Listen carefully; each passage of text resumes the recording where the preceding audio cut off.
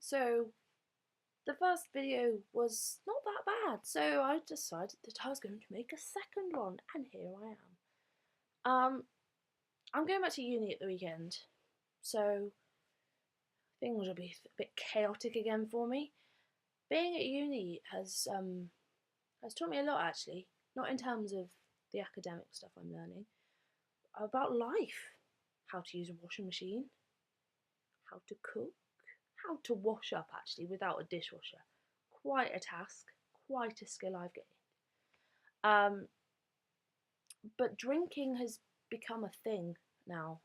Before I went to uni, I didn't really drink that much or go out that much. I went out occasionally for events, like my 18th birthday and my friend's 18th. They were wild times, but at uni, there's so much more freedom, and there's no parents going, don't drink anymore. That's supposedly the conscience, but um, I'm quite a lightweight, so it's a cheap night, but at the same time, I like to keep up with other people, so they carry on where I should stop, and I just carry on. So that's a thing. But drunken logic, don't you think that's weird? I mean, I think I'm quite a logical person when I'm drunk. Um, just some quick stories really. I was in a taxi one night going home. I'd been out drinking. It was about 3 a.m., something ridiculous like that. And we were talking about running for some reason or another. And I said, I don't see the point in running. I am never going to run anywhere. Running just is a no go. And this sparked a few questions like, why would you not run? Surely there'd be circumstances you'd run in, but no.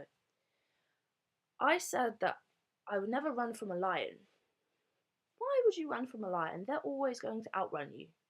Especially if you're me, because I generally can't run. I occasionally run for the bus, but that's more of a gentle jog. Lions will outrun you and eat you. Why do people run from volcanoes? The volcano is always going to win.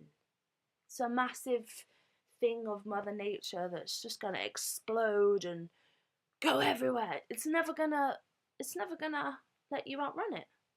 So you're obviously gonna have a camera because you wouldn't go to a volcano without a camera, especially if you were visiting.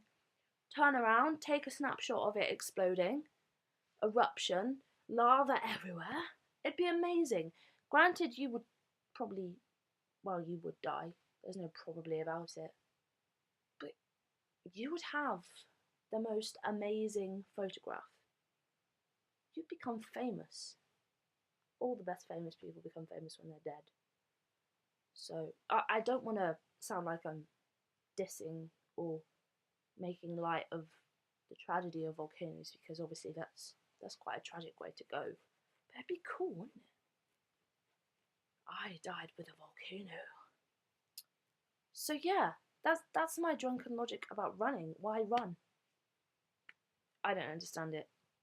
Another time was I was going out with my friends.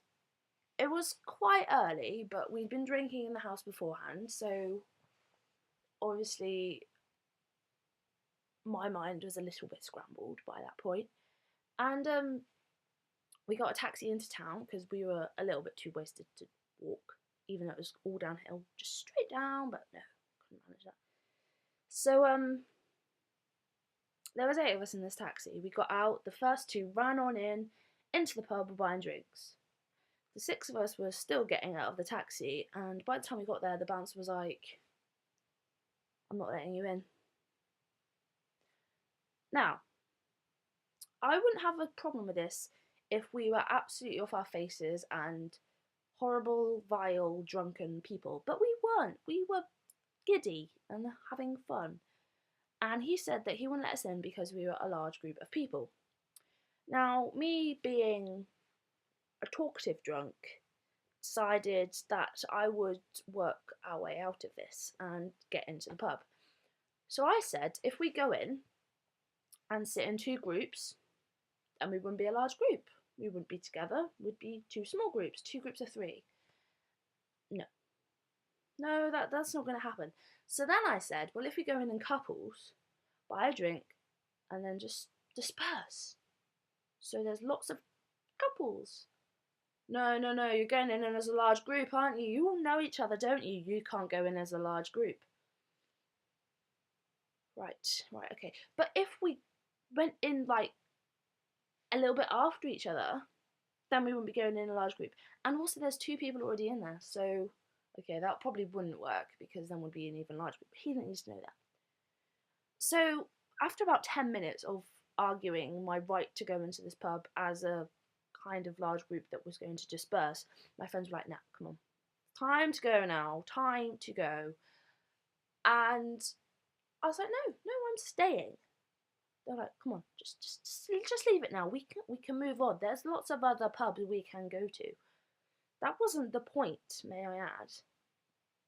So I gave up and I said, okay, we'll leave. Fine, we won't come in. We turned around to leave, and there was a queue of 7 couples. Now, I may not be the strongest mathematician in the world, but 6 times 7, no, 7 times 2 even, is 14. He was turning down a group of 6, and he was going to let 14 people in. Why? Why couldn't we go in and sit separately? Drunken Logic, people. I have it, but nobody listens to me.